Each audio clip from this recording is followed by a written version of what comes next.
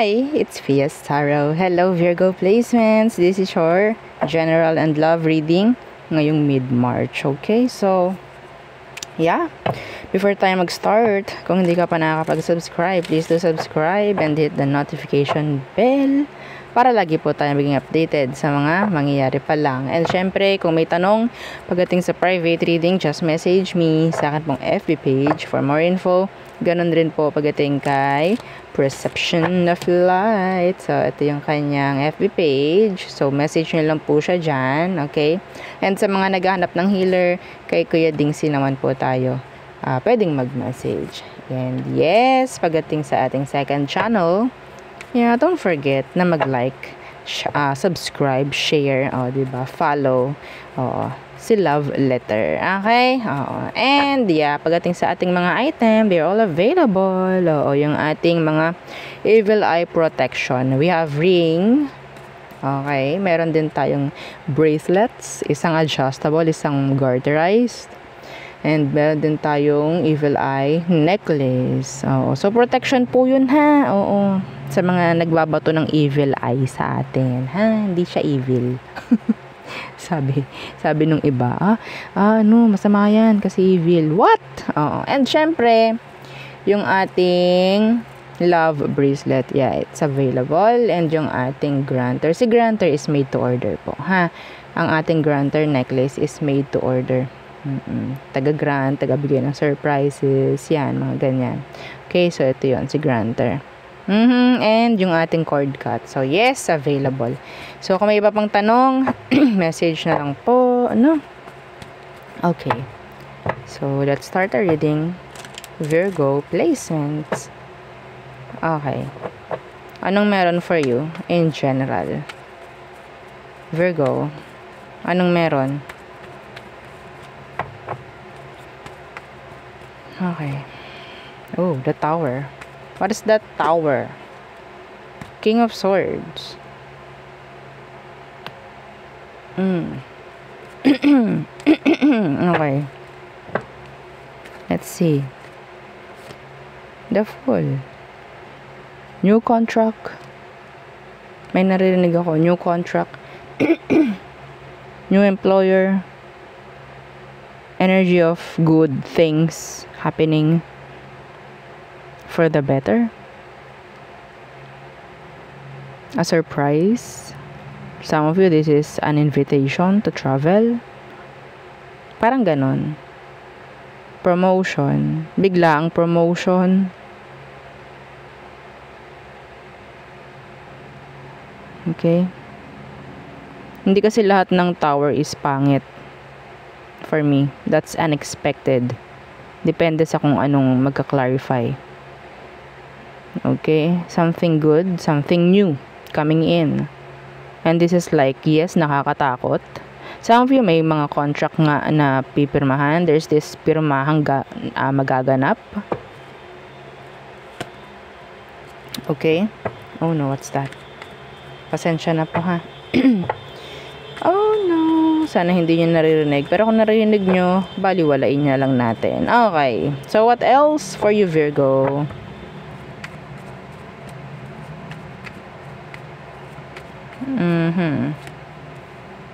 Ten of Wands in reverse. What's with that? Ten of Wands in reverse. Some of you, you have to drop something. Okay? Parang parang politics na naririnig nyo ba? 'Di ba? Wait lang. Hayaan muna natin silang dumaan. Sandali lang. Okay, so Ten of Wands in reverse, you have to drop something or you need to surrender something this March. The Four of Pentacles in reverse. Nakasanayan. Mga nakasanayan.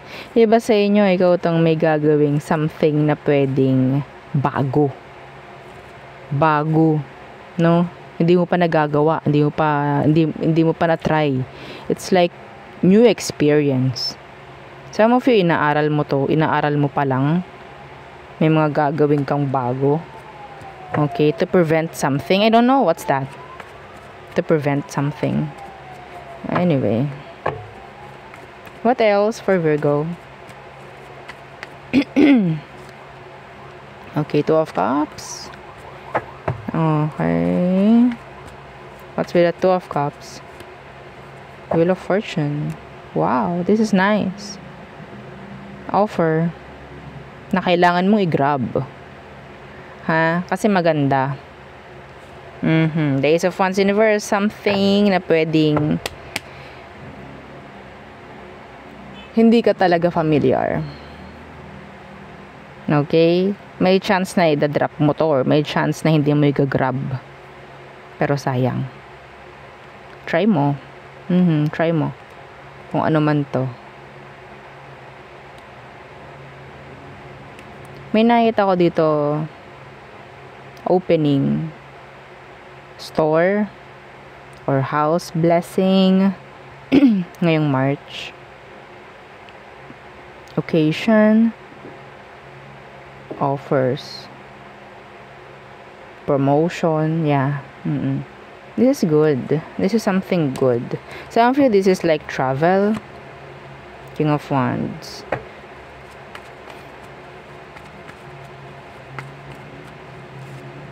Yeah, travel the world. Anyway, so plan siguro pag-uusap patungkol dyan sa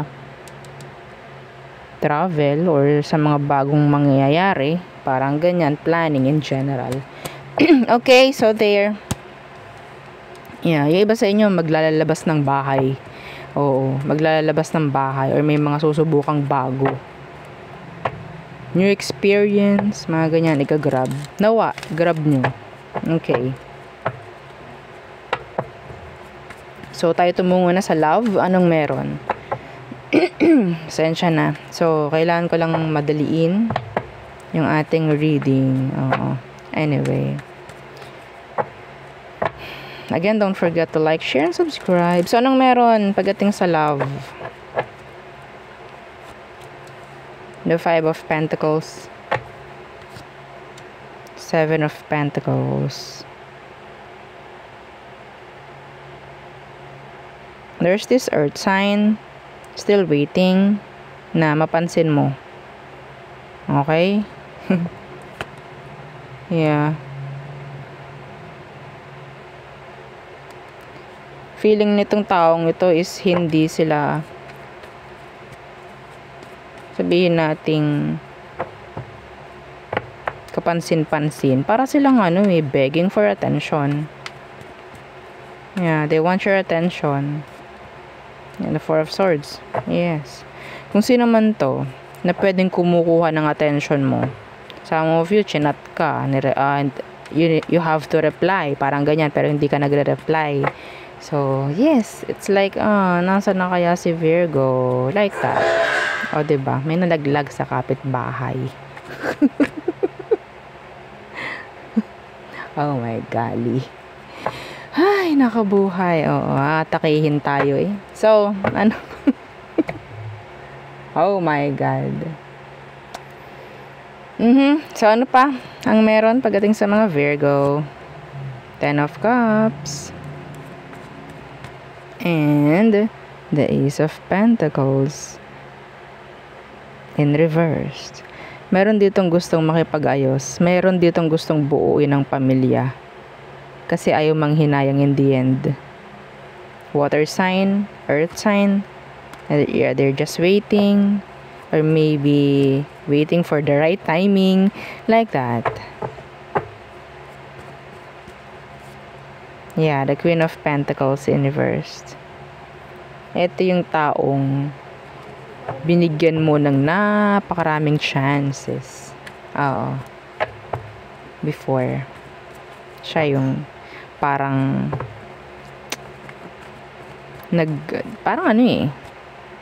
nag-iisip na ngayon, okay, na ikaw pala yung nakikita na niya yung value mo.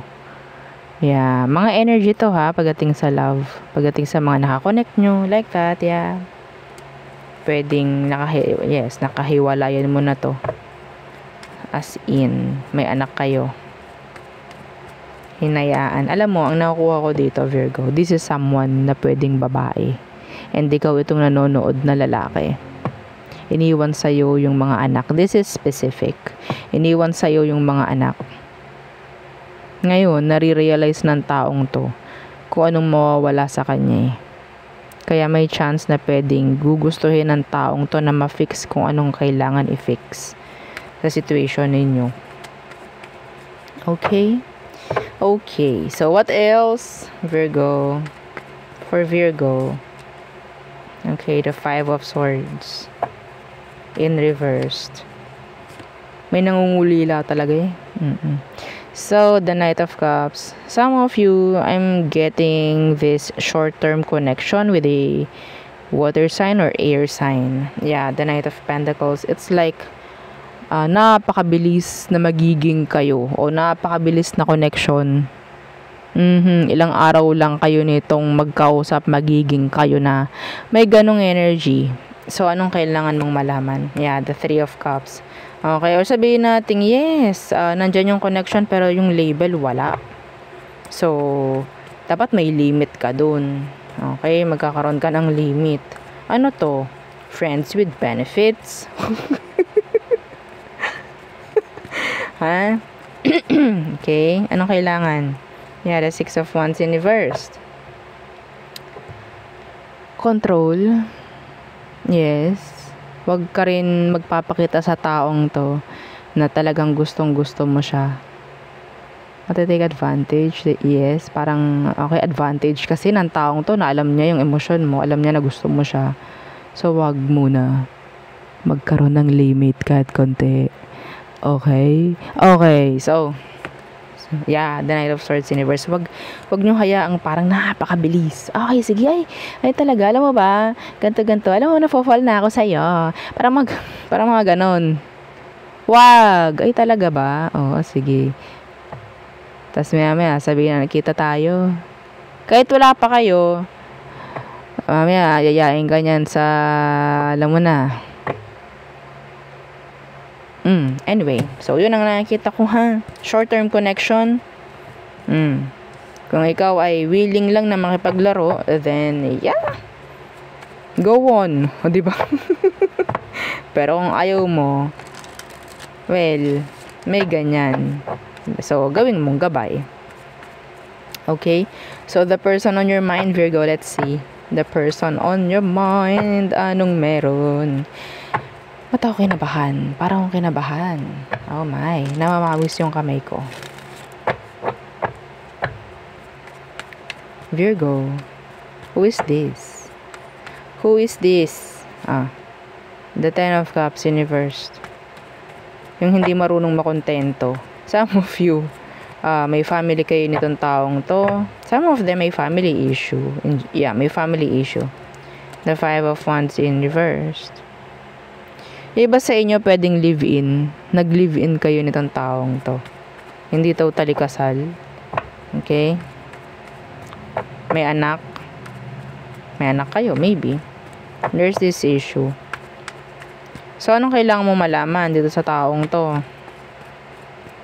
Ito yung taong parang walang pakialam sa sitwasyon ninyo ngayon. Hinahayaan lang kung anong meron.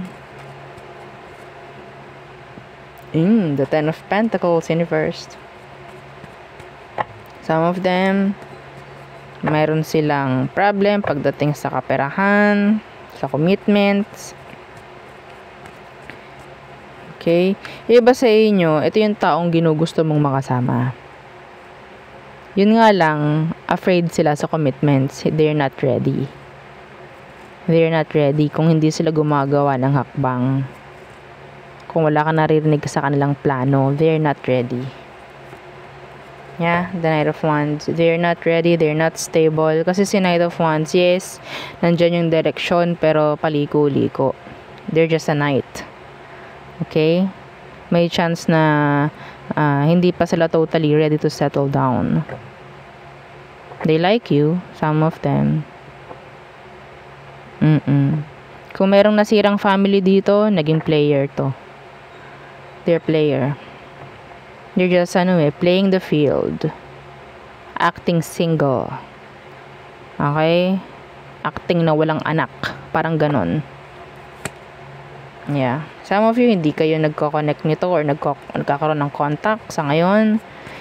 It's like sabi ko nga, parang hinahayaan ito kung anong issue sa inyo sa ngayon.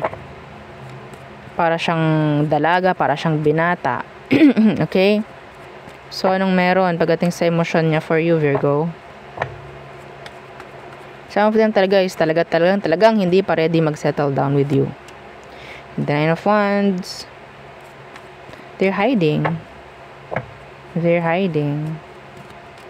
Yeah, strength in reverse. Walang focus muna sa sitwasyon na to. The Three of Swords in reverse. Hindi sila ready. Yeah. Kung ano man ang mga naiwan, commitments, whatsoever, they're not, prepared. Hindi sila ready to commit. Okay? Some of them may pagkatamad. Hindi pa sila marunong. Oo. Sa buhay, maybe.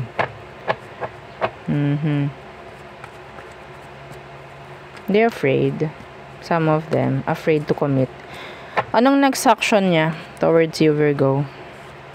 The Seven of Wands. To block you, to avoid you. Yeah, to say no. Oh my. Yeah, the Eight of Pentacles. Ay, yeah. Ayoko muna, Virgo. Oo. Gagawin ko muna yung mga gusto ko. Kahit hindi niya yun sabihin literal, makukuha mo yun, makikita mo yun sa mga actions niya. Hindi sila magpapakita, hindi sila nagiging magulang, if ever, pagdating sa anak nyo, acting single, na talagang ready to mingle, diba? Mga ganun. Okay, so, ito yung taong hahanapin mo ang presensya. Oo, kahit kasama mo to, hahanapin mo pa rin ang presensya niya. No? It's like para kang may karelasyon. Oo, pero hangin. Okay, ganun. Oo, parang wala kang kakonect. Parang wala kang partner in life. Oo, like that. Anyway, let's see anong outcome. Slash advice for Virgo placements. The Tower. Okay. Hayaan kung anong kailangang hayaan. Okay? Yeah. The Page of Swords. In reverse, the Ten of Swords. Kung ikaw, harap-harapan ka ng, diba, pinagloloko, then, alam mo na kung anong kailangan mong gawin. Give them the tower moment. Ano po yung tower moment? Kung anong kailangan mong gawin. Ha? Some of them, sanay-sanay lang talaga sa mga kung anong meron na parang wala kang pakialam din. Kasi some of this person, hindi rin nakakarinig sa'yo. Hindi rin nakakarinig sa'yo. Kaya feeling nila okay lang. They're like immature. They're immature. Ipakita mo sa taong to kung anong dapat lang makita at maramdaman. Kasi pwedeng may kailangang isaksak sa kokote ng taong to para umaktong tama.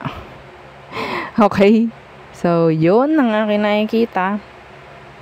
Four of Cups. Kung kailangan mong i-ignore to, hayaan mo, pabayaan mo, layasan mo, iwanan mo, iwasan mo, do it. You don't care. Kailangan wala kang pakialam dito sa taong to. Kasi sila wala eh. Hindi sila nag-grow. Okay?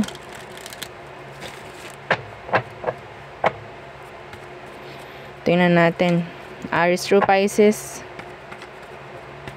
Aries through Pisces. Aries. Panghihinayang. Some of them nakokonsensya. Taurus. You're thinking of you. Some of you, you're in a break. Or pwedeng gusto na yung Taurus na magpahinga muna. Gemini, there's this infidelity for some of you. Cheating. Yan.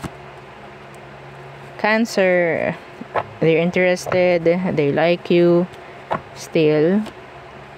Leo, codependency. is present. Virgo, they're afraid to talk. They're afraid to know the truth. Some of them, or to tell the truth. Libra, okay, they're overthinking about something. They're giving you mixed signals. They're conflicted. Okay, they're stressed. Scorpio, they're indecisive. Okay, acting aloof. Yeah. Some of them, they have choices. Sagittarius, okay, they're guarded, trying to avoid you, or you have to avoid this Sagittarius. Capricorn, there's this endings, changes for some of you. Aquarius, they need you. They need you. Pisces, they want conversation. They want to talk about something. Okay, meron siyang gustong i-address. Something like that. Okay, so there, yun ang aking reading for you, Virgo placements. Again, please don't forget to like, share, and subscribe, and follow our FB page and yung ating second channel na Love Letter. Thank you. Bye!